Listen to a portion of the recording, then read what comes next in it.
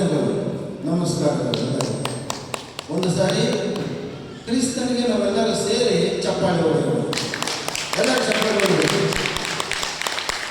ದೇವರು ತನ್ನ ದಾಸರನ್ನು ಉಪಯೋಗಿಸಿಕೊಂಡು ಸುಂದರವಾದ ವಚನಗಳಿಂದ ನಮ್ಮೆಲ್ಲರಿಗೆ ಸರಳವಾದ ರೀತಿಯಲ್ಲಿ ಅರ್ಥ ಆಗುವಂತೆ ವಾಕ್ಯವನ್ನು ಬೋಧಿಸಿದರು. ಅದಕ್ಕಾಗಿ ಸ್ಥಾನಿಕ ಸೇವಕರು, ದೈವದಾಸರು, ದೈವಜನರು ಇನ್ನು ಮುಂದೆ ಅವರ ಭವಿಷ್ಯತ್ತಿನಲ್ಲಿ ಉತ್ತಮವಾದ ಸೇವೆ ಮಾಡಿ ಅನೇಕರನ್ನ ರಕ್ಷಣಾ ಮಾರ್ಗದಲ್ಲಿ ನಡೆಸಿಕೊಡುವ ಭಾಗ್ಯವನ್ನು ಹೊಂದಿಕೊಂಡು ಒಳ್ಳೆಯ ಸೇವೆ ಮಾಡಲಿ ಅಂತೇಳಿ ಅವರ ದೇವರ ಆರೋಗ್ಯ, ಆಯುಷು, ಅಭಿಷೇಕಗಳನ್ನು ಕೊಟ್ಟು ಕಾಪಾಡಲಿ ಅಂತ ಅವರನ್ನು, ಅವರ ಕುಟುಂಬವನ್ನು, ಅವರ ಸೇವೆಗಳನ್ನು ತಂದೆಯಾದ ದೇವರ ನಾಮದಲ್ಲಿ ನಾವೆಲ್ಲರೂ ಸೇರಿ ಪ್ರಾರ್ಥನೆ ಮಾಡೋಣ.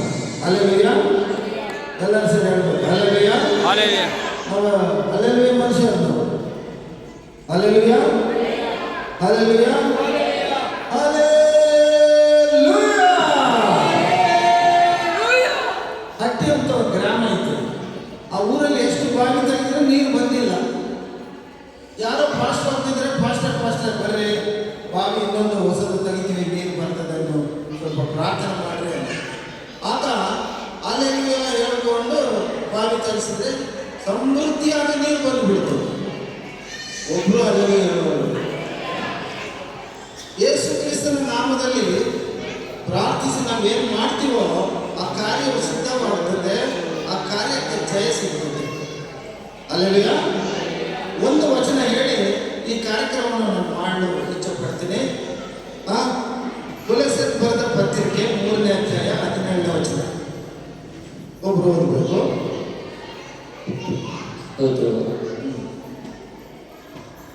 17ನೇ ವಚನ, 3ನೇ ಅಧ್ಯಾಯ 17ನೇ ವಚನ. ಗೊತ್ತಾಯ್ತಾ? ನಾನೇ ಓದ್ತೀನಿ.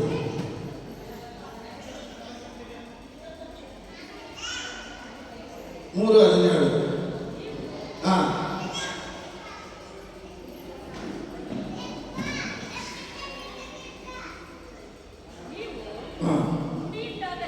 ನೀವು ನುಡಿಯಿಂದಾಗಲಿ ನಡೆಯಿಂದಾಗಲಿ ಏನು ಮಾಡಿದರೂ ಎಲ್ಲವನ್ನು ಕರ್ತನಾದ ಯೇಸುವಿನ ಹೆಸರಿನಲ್ಲೇ ಮಾಡಿರಿ.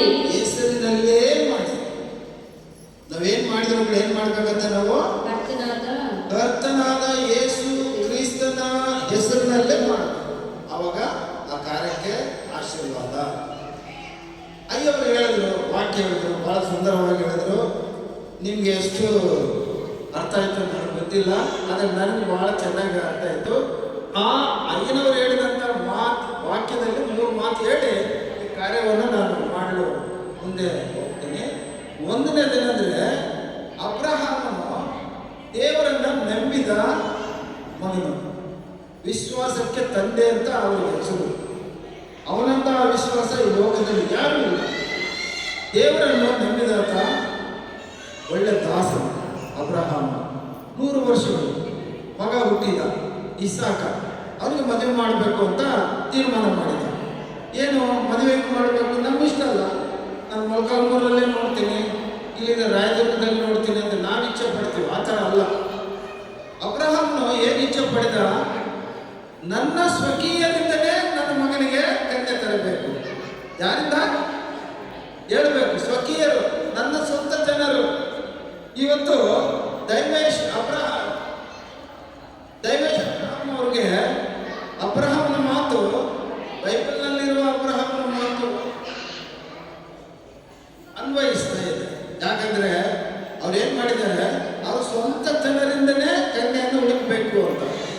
ಇಲ್ಲಿ ಸ್ವಂತ ಜನರಂದ್ರೆ ನಮ್ಮ ಕ್ಯಾಸ್ಟ್ ಅಲ್ಲ, ನಮ್ಮ ಹಳ್ಳಿ ಅಲ್ಲ, ನಮ್ಮ ಬಂಧು ಬಳಗ ಅಲ್ಲ. ಇಲ್ಲಿ ಇವತ್ತು ನಮ್ಮ ಸ್ವಂತ ಜನರಂದ್ರೆ ದೇವರು ನಂಬಿದ ಮಕ್ಕಳು, ದೇವರು ನಂಬಿದವರನ್ನೇ ಮಾಡ್ಕೊಳ್ಬೇಕು. ಇದು ಈ ವಾಕ್ಯದ ತಾತ್ಪರ್ಯ ಆಗಿತ್ತು. ದೇವರು ನಂಬಿದ ಮಕ್ಕಳು ಯಾರು ಮಾಡ್ಕೋಬೇಕು? ಹೇಳ್ಬೇಕು. ದೇವರು ನಂಬಿದ ಮಕ್ಕಳು ದೇವರು ನಂಬಿದವರನ್ನೇ ಅದು ಸ್ವಂತ ಸ್ವಕೀಯ ಜನರು. ಈ ಬೈಬಲ್ನಲ್ಲಿ ಬರೆದಿರುವಂತಹ ಒಂದು ತಾತ್ಪರ್ಯ. ಹಾಗಾಗಿ ಮತ್ತೆ ಸ್ವಕೀಯ ಜನ, ಸ್ವಂತ ಜನ. ಅಂದ್ರೆ ದೈವೇಶ್ ಅಬ್ರಹಾಂ ಯೇಸು ಕ್ರಿಸ್ತನ ಮಗನಾಗಿ, ಯೇಸು ಕ್ರಿಸ್ತನ ಸೇವಕನಾಗಿ, ದೈವಜನನಾಗಿ ಆತನು ಆಲೋಚನೆ ಮಾಡಿದ್ದು ಏನಂದ್ರೆ ತನ್ನ ಸ್ವಂತ ಜನರು ಯಾರಂದ್ರೆ ಯೇಸು ಕ್ರಿಸ್ತನ ನಂಬಿದ ಮಗಳು. ಈ ಕಾರ್ಯಕ್ಕಾಗಿ ಸಭೆ ಪ್ರಾರ್ಥನೆ ಮಾಡಿದ್ರು, ಅನೇಕ ಮಂದಿ ಪ್ರಾರ್ಥನೆ ಮಾಡಿದ್ರು, ನಾವೆಲ್ಲರೂ ಪ್ರಾರ್ಥನೆ ಮಾಡಿದ್ವಿ. ನಮ್ಮ ಪ್ರಾರ್ಥನೆ ಕೂಗು ಕೇಳಿಸ್ಕೊಂಡು ನಮ್ಮ ಪ್ರಾರ್ಥನೆಗೆ ಸದುತ್ತರವನ್ನು ಕೊಟ್ಟಂತ ದೇವರು ಆತನು ಮಹಾದೇವರು. ಆ ದೇವರಿಗೆ ನಾವು ಸ್ತೋತ್ರ ಹೇಳೋಣ, ಕೃತಜ್ಞತೆಗಳನ್ನು ಸಲ್ಲಿಸೋಣ. ಆತನ ನಾಮದಲ್ಲಿ ಇವತ್ತು ನಾವು ಕಾರ್ಯವನ್ನು ಮಾಡ್ತಾ ಇದ್ದೇವೆ. ಅಯ್ಯನವರು ಹೇಳಿದ ವಾಕ್ಯದಲ್ಲಿ ಅದೊಂದು ಮಾತು. ಎರಡನೇ ಮಾತು, ಅಯ್ಯವರು ಏನು ಹೇಳಿದ್ರು, ಈ ಕಾರ್ಯವು ಯೆಹೋವನಿಂದಲೇ ಏನಾಯ್ತು, ಉಂಟಾಯಿತು, ಆಯಿತು. ಈ ಕಾರ್ಯ ಮನಸ್ಸಿನಿಂದ ಆಗಿಲ್ಲ.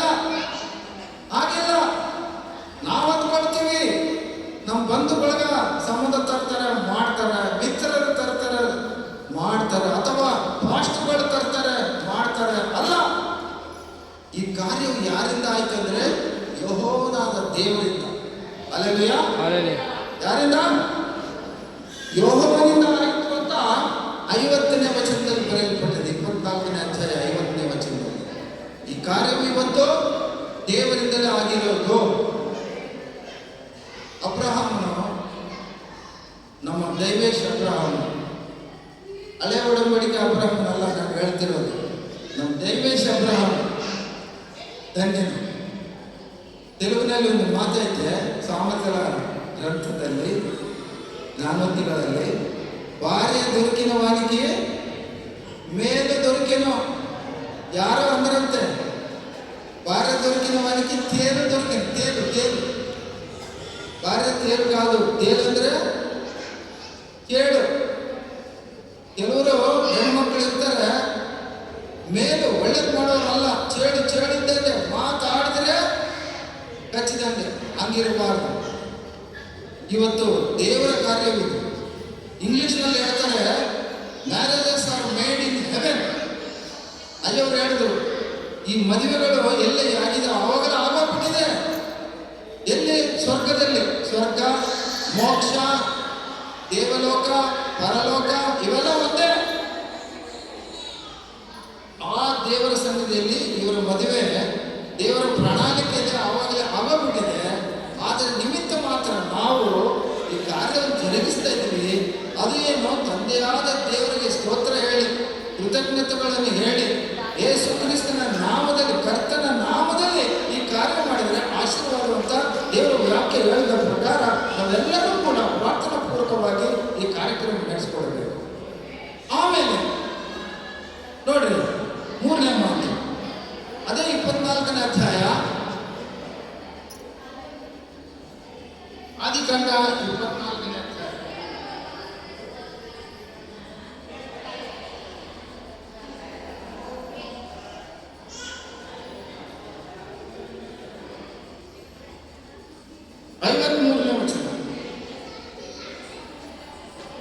ಆಮೇಲೆ ತಾನು ತನ್ನಿಂದ ಬೆಳ್ಳಿ ಬಂಗಾರದ ಒಡವೆಗಳನ್ನು, ಬೆಳ್ಳಿ ಬಂಗಾರ ಒಡವೆಗಳನ್ನು, ವಸ್ತ್ರಗಳನ್ನು ತೆಗೆದು ರೆಬೆಕ್ಕಳಿಗೆ ಕೊಟ್ಟರು. ಅಲ್ಲೇ ನಿಂತ್ಕೊಂಡು ಈಗ ಈ ಒಂದು ಟೇಬಲ್ ಮೇಲೆ ಎಲ್ಲ ತಂದು ಇಟ್ಟಿದ್ದಾರೆ. ಬೆಳ್ಳಿ ಬಂಗಾರ ಆಭರಣಗಳಿದ್ದಾವೆ, ಹೂವಿನ ಹಾರಗಳಿದ್ದಾವೆ, ವಸ್ತ್ರಗಳು ಕೂಡ ತಂದಿದ್ದಾರೆ. ನಮ್ಮವ್ರು ಏನ್ ಮಾಡಿದ್ದಾರೆ, ಆವಾಗಲೇ ಕಟ್ಕೊಂಡು ಬಂದ್ಬಿಟ್ಟಿದ್ದಾರೆ. ಬಹಳ ಸುಲಭ ಮಾಡಿಬಿಟ್ರು ಕಾರ್ಯ, ಹೌದಲ್ಲ? ನಮ್ಮ ಹಳೆ ಕಾಲದಲ್ಲಿ ಏನ್ ಮಾಡ್ತಿದ್ರು, ವಸ್ತ್ರಗಳು ತಂದಿಟ್ರೆ ಕುಂದಿರಿಸಿ ವಾಕ್ಯ ಆದಮೇಲೆ ಪ್ರಾರ್ಥನೆ ಮಾಡಿ ವಸ್ತ್ರ ಕೊಟ್ರೆ ಅವ್ರು ಹೋಗಿ ಬದಲಾಯಿಸ್ಕೊಂಡು ಬಂದು ಕೂಡಬೇಕು. ಆಮೇಲೆ ಗಂಡನನ್ನು ಕರೆದಾಗ ಬಂದು ಆವಾಗ ಗಂಡು ಕೂಡಬೇಕು. ಇಲ್ಲಿ ಸ್ವಲ್ಪ ಬದಲಾವಣೆ ಆಗಿದೆ. 21ನೇ ಶತಮಾನದಲ್ಲಿ ಇದೀವಲ್ಲ ನಾವು, ಅಷ್ಟೇ ಆವಾಗಲೇ ಹಾಕೊಂಡು ಬಂದ್ಬಿಟ್ಟಿದ್ದಾರೆ. ಆಮೇಲೆ ಒಬ್ಬರು ಬಗಲಿಗೆ ಒಬ್ರು ಆವಾಗಲೇ ಬಂದು ಕೂತು ಬಿಟ್ಟಿದ್ದಾರೆ. ಯಾರು ಕರೆಯೋದು ಬೇಕಾಗಿಲ್ಲ, ಬಂದ್ಬಿಟ್ಟಿದ್ದಾರೆ. ಸುಲಭ ಮಾಡಿಬಿಟ್ರು ನಮ್ಮ ಕಾರ್ಯ. ಅವ್ರ ಕರೆಸ್ಬೇಕು, ಕುಂದಿರಿಸ್ಬೇಕು, ಇವೆಲ್ಲ ಬೇಡ. ರೆಡಿಮೇಡ್ ಈಗ ಫಾಸ್ಟ್ ಫುಡ್. ಮಾಂಸ ತಂದು ಚಿಕನ್ ಮಾಡಿ, ಕಬಾಬ್ ಮಾಡಿ, ಕಷ್ಟಪಟ್ಟು ಅಡಿಗೆ ಮಾಡಿದ ಮೇಲೆ ತಿನ್ನೋದು ಬೇರೆ. ರೆಡಿಮೇಡ್. ಯಾರು ಶಾಕಾಹಾರಿಗಳಿರ್ತಾರಲ್ಲ, ಮಾಂಸ ತಿನ್ನಲಾರ್ದವರು, ಅವರು ಪಕೋಡಿಗಳಂತಾರೆ. ಕಬಾಬ್ಗಳನ್ನು ತಗೊಂಡು ಮನೆಗೋಗಿ ಪಕೋಡಿಗಳು ತಿನ್ರಿ ಅಂತೇಳಿ ರೆಡಿಮೇಡ್ ತಗೊಂಡು ತಿಂದ್ಬಿಡ್ತಾರೆ. ಆ ಥರ ಆಯ್ತು ಈ ಲೋಕ. ಎಲ್ಲವೂ ಸುಲಭವಾಯಿತು. ಫಾಸ್ಟ್ ಫಾಸ್ಟ್ ಫಾಸ್ಟ್ ಓಡ್ತಾ ಇದೆ.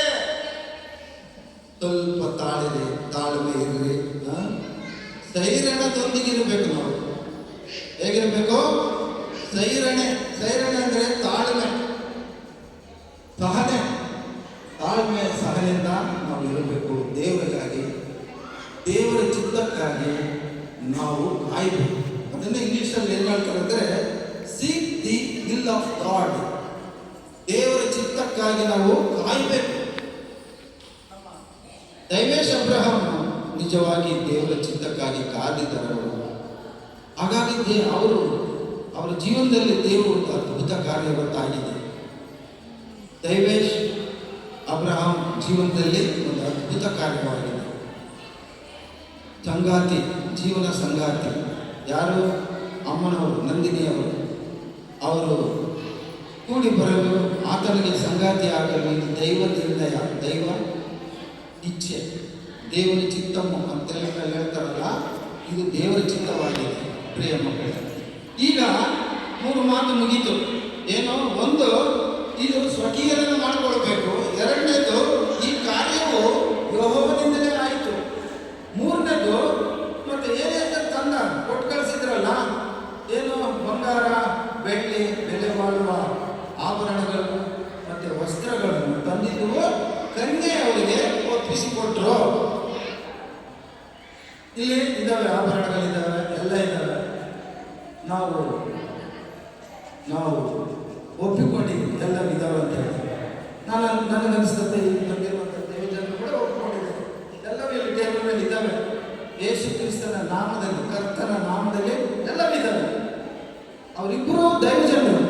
ನಂದಿನಿ ಕೂಡ ದೈವಜನರು ಆಗ್ತಾಳೆ. ಈಗ ಒಬ್ಬ ಸಭೆಗೆ ಅಮ್ಮ, ತಾಯಿ ಆಗ್ತಾಳೆ, ಆತ್ಮೀಯ ತಾಯಿ ಆಗ್ತಾಳೆ ನಾಳೆಯಿಂದ. ಇವತ್ತಿನ ಆಗಿಲ್ಲ. ಇವರು ನೂತನವಾಗಿ ಜತಪಡಿಸುವಂತಹ ದಂಪತಿಗಳು. ಇನ್ನೂ ದಂಪತಿಗಳು ಆಗಿಲ್ಲ, ಜತಪಡಿಸಲಿರುವ ನೂತನ ದಂಪತಿಗಳಿವರು. ಇವತ್ತು ರಾತ್ರಿ ಬೆಳಬೇಕು, ನಾವೆಲ್ಲರೂ ಪ್ರಾರ್ಥನೆ ಮಾಡೋಣ. ಬೆಳಕಾದ್ರೆ ಅವ್ರ ದಂಪತಿಗಳಾಗ್ತಾರೆ, ನೂತನ ದಂಪತಿಗಳಾಗ್ತಾರೆ. ಅವ್ರದ್ದು ಭಾಗ್ಯ. ಅವರಿಬ್ಬರು ಒಬ್ರಿಗೊಬ್ರು ಜೊತೆಯಾಗಿ ಮತ್ತೆ ನಾವು ಅವ್ರ ಆಶೀರ್ವಾದ ಮಾಡಬೇಕು. ನಾವು ಈ ಕಾರ್ಯವು ಕೂಡ ಸಂಪೂರ್ಣವಾಗಬೇಕು. ಈಗ ಇವತ್ತು ಈ ಕಾರ್ಯವನ್ನು ಏನಂತ ಕರೀತಾರೆ? ಬೈಬಲ್ ಪ್ರಕಾರ ಪ್ರಧಾನ ಕಾರ್ಯ ಅಂತ ಕರೀತಾರೆ. ಈ ಕಾರ್ಯವನ್ನು ಏನಂತ ಕರೀತಾರೆ? ಪ್ರಧಾನ ಕಾರ್ಯ. ಹೇಳಬೇಕು. ಈ ಕಾರ್ಯವನ್ನು ಏನಂತ ಕರೀತಾರೆ ಬೈಬಲ್ ಪ್ರಕಾರ? ಪ್ರಧಾನ ಕಾರ್ಯವು. ಪ್ರಧಾನ ಕಾರ್ಯವಾದರೆ ಅರ್ಥ ಮದುವೆ ಆಗೋಂಗೆ. ಮತ್ತೆ ಇನ್ನೊಂದು ಮಾತು ಏನಂದ್ರೆ, ಪ್ರಧಾನ ಕಾರ್ಯವಂದ್ರೆ ಒಂದು ಬಿಲ್ಡಿಂಗ್ ಕಟ್ಟಬೇಕಂದ್ರೆ ಬುನಾದಿಂದ ಕಟ್ತಾರ, ಬುನಾದಿಂದ ಕಟ್ತಾರ. ಬುನಾದಿಂದ ಕಟ್ಟಿದ್ರೆ ಬಿದ್ದೋಗ್ಬಿಡ್ತಾರೆ. ಬುನಾದಿ ಹಾಕಿ ಕಟ್ಟಿದ್ರೆ 4 ಕಾಲ ಅದು ನಿಲ್ಲುತ್ತದೆ. ಹಾಗಾಗಿ ಇವತ್ತು ಪ್ರಧಾನ ಕಾರ್ಯ ಆಗ್ತಾ ಇದೆ. ಕಾರಣ ಅರ್ಧ ಮದುವೆ ಆಗೋಯ್ತು ಈ ರಾತ್ರಿ. ಈ ಕಾರ್ಯವು ಮತ್ತೆ ಸಾವಿರ ವರ್ಷಗಳಿಂದಲೂ ಈ ಪದ್ಧತಿ ಮಾಡಿಕೊಂಡು ಬಂದಿದ್ದಾರೆ. ಪ್ರಧಾನ ಕಾರ್ಯ ಅಂದರೆ ಅದು ಅರ್ಧ ಮದುವೆ ಆದ ಹಾಗೆ. ಇವತ್ತು ಅರ್ಧ ಮದುವೆ ಆಯಿತು. ವಾಕ್ಯದೊಟ್ಟಿಗೆ ಆಶೀರ್ವದಿಸಲ್ಪಟ್ಟರು. ಮತ್ತೆ ಒಂದು ಮಾತು ಹೇಳಿ ನಾನು ಮುಗಿಸಿ ಅದನ್ನು ಒಪ್ಪಿಸಿಕೊಡ್ತೀನಿ. ನೋಡ್ರಿ, ಅದೇ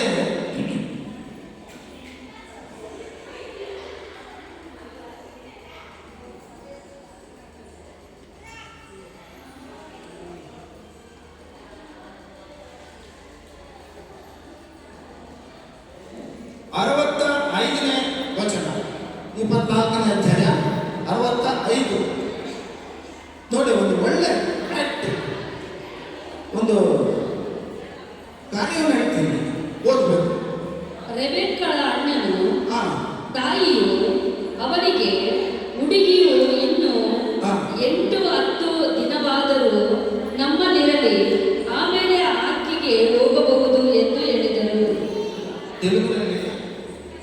2005ರಲ್ಲಿ నన్ను ఎదుర్కొన్నటకు పొలములో నడుచుచున్న అతడు నా యజమానుడని చెప్పారు కనుక ఆమె సిగ్గు వేసుకునేను. ಹೆಣ್ಣು ಮಗಳು ಇಲ್ಲಿ ದೇವರು ನಂಬಿದವರೆಲ್ಲರೂ ಮುಸುಕು ಹಾಕೊಂಡಿದ್ದಾರೆ. ದೇವರು ನಂಬಿದವರೆಲ್ಲ ಮುಸುಕು ಹಾಕೊಂಡಿದ್ದೀನಿ. ಮುಸುಕು ಹಾಕೊಂಡು ಒಂದು ನಿಮಿಷ ಟೈಟ್ ಕಟ್ಟಿಬಿಟ್ಟಿದ್ದಾಳೆ ಮಗಳು. ಏನು ಮಾಡೋದು? ಬೇಲ್ ಕೊಡ್ರಿ, ಬೇಲ್ ಕೊಡ್ತಿರೋ, ಲಕ್ಷ ಕೊಡ್ತಿರೋ, ನೋಡಿ ಜಲ್ದಿ. ಯಾಕಂದ್ರೆ ವಾಕ್ಯ ಹೇಳ್ತದೆ ಮುಸುಕು ವೇಸಿಕೊನೇನೋ. ಇಚ್ಕೊಡಮ್ಮ, ಇಚ್ಕೊಡು.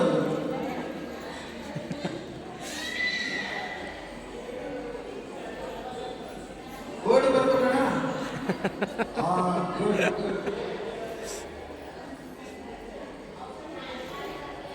ಹಾಕೊಂಡಿಲ್ಲ, ಹಾಕೊಂಡ ತಕ್ಷಣ ನಾನು ಆರಂಭ ಮಾಡ್ತೀನಿ. ಸುಂದರವಾಗಿ ಕಾಣ್ತಾರೆ ನಾನು. Super super. ಮುಸುಕು ವೇಸಿಕೊನೇನೋ ಇದರ ಅರ್ಥ, ಆತ್ಮಿಕ ಅರ್ಥ ಏನಂದ್ರೆ ದೇವರಿಗೆ ನಾವು ವಿಧೇಯರಾಗಿರಬೇಕು. ಹೇಗಿರಬೇಕು? ದೇವರಿಗೆ ವಿಧೇಯರಾಗಿರಬೇಕು. ಪ್ರಿಯ ಮಕ್ಕಳೇ, ಯಾವಾಗಲೂ ಪ್ರಾರ್ಥನೆ ಬರುವಾಗ, ಚರ್ಚೆಗೆ ಬರುವಾಗ ಹೆಣ್ಣು ಮಕ್ಕಳು ಮುಸುಕು ಹಾಕಿಕೊಳ್ಳಬೇಕು. ಅದು ದೇವರಿಗೆ ವಿಧೇಯರಾಗುವಂತೆ ಸೂಚನೆ. ದೇವರಿಗೆ ವಿಧೇಯರಾದರೆ ಏನಾಗ್ತದೆ? ಲೆಕ್ಕವಿಲ್ಲದಷ್ಟು ಆಶೀರ್ವಾದಗಳನ್ನು ನಾವು ಹೊಂದಿಕೊಳ್ಳಿವಿ. ಇವರ ಜೀವನದಲ್ಲಿ ನಾಳೆ ಇವರ ಸಾಂಸಾರಿಕ ಜೀವನ ಆರಂಭವಾಗುವ ಸಮಯದಲ್ಲಿ ಈ ಪ್ರಿಯ ಮಕ್ಕಳು ಲೆಕ್ಕವಿಲ್ಲದಷ್ಟು ಆಶೀರ್ವಾದಗಳೊಂದಿಗೆ ಅವರ ಜೀವನವನ್ನು ಆರಂಭಿಸಿಕೊಳ್ಳಬೇಕು. ಏನು ಅವ್ರ ಜೀವನ ಎಲ್ಲಿಂದ ಆರಂಭವಾಗ್ತದೆ? ಯಾರಾದ್ರೂ ಹೇಳ್ತೀರಾ? ನಾನೇನು ಹೇಳ್ತೇನೆ ಅಂದ್ರೆ, ಬಹಳಷ್ಟು ಕಡೆ ಹೇಳಿದ್ದೀನಿ. ಕಾಶ್ಮೀರಿಂದ ಕನ್ಯಾಕುಮಾರಿವರೆಗೆ, ಗುಜರಾತಿಂದ ಮೇಘಾಲಯವರೆಗೆ, ನೇಪಾಳವರೆಗೆ ಅನೇಕ ಚರ್ಚ್ಗಳಲ್ಲಿ ನಾನು ಪ್ರಸಂಗ ಮಾಡಿದ್ದೀನಿ.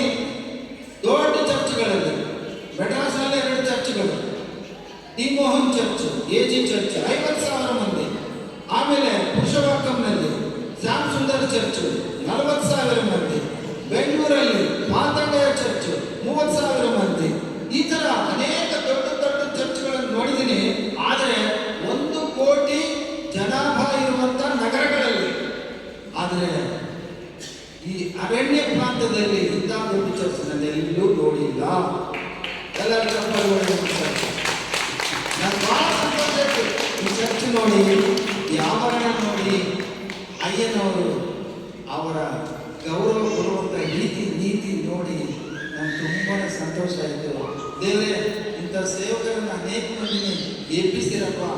ಈ ಸಭೆ ನೀನು ಬರುವ ತನಕ ಜೀವಂತವಾಗಿದ್ದು ಅನೇಕರಿಗೆ ರಕ್ಷಣಾ ನಿಲಯ ಆಗಬೇಕು ಅಂತೇಳಿ ನನ್ನ ಮನಸ್ಸಿನಲ್ಲಿ ದೇವರಿಗೆ ಪ್ರಾರ್ಥನೆ ಮಾಡ್ಕೊಂಡು ಎಲ್ಲ ಚಪ್ಪಾಳೆ ಹೌದಾ?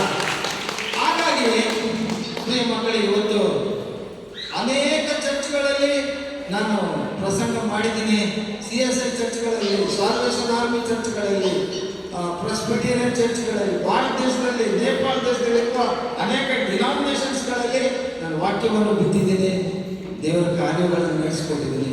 ಇವತ್ತು ಕೂಡ ಈ ಕಾರ್ಯ ನಡೆಸಲು ಅಯ್ಯನವರು ಹೃತ್ಪೂರ್ವಕವಾಗಿ ನನಗೆ ಅವಕಾಶ ಕೊಟ್ಟಿದ್ದಕ್ಕಾಗಿ ಅಯ್ಯನವರಿಗೆ ನಾನು ಧನ್ಯವಾದ ತಿಳಿಸ್ತೀನಿ. ಈ ಸಭೆಯನ್ನು ದೇವರು ಕಾಯ್ದು ಕಾಪಾಡಲಿ, ಆಶೀರ್ವದಿಸಲಿ ಅಂತ ನಾನು ನಿತ್ಯ ಪ್ರಾರ್ಥನೆ ಜ್ಞಾಪಕ ಮಾಡ್ಕೊಳ್ತೀನಿ. ಈಗ ನಾವು ವಾಕ್ಯವನ್ನು ಮುಗಿಸ್ಕೊಳ್ತಾ ಇದ್ದೀವಿ. ಹೇಗೆ? ದೇವರಿಗೆ ವಿಧೇಯರಾಗಿ ಮುಸುಗು ಹಾಕಿಕೊಳ್ಳುವುದರ ಮೂಲಕ ಹೆಣ್ಣು ಮಕ್ಕಳು ದೇವರಿಗೆ ವಿಧೇಯರಾಗ್ತಾರೆ, ಆಶೀರ್ವಾದಕ್ಕೆ ಪಾತ್ರರಾಗ್ತಾರೆ. ಪ್ರಿಯ ದೇವರ ಮಕ್ಕಳೇ, ದೈವ ಜನಾಂಗವೇ, ದೈವ ಜನರೇ, ಈ ಕಾರ್ಯವು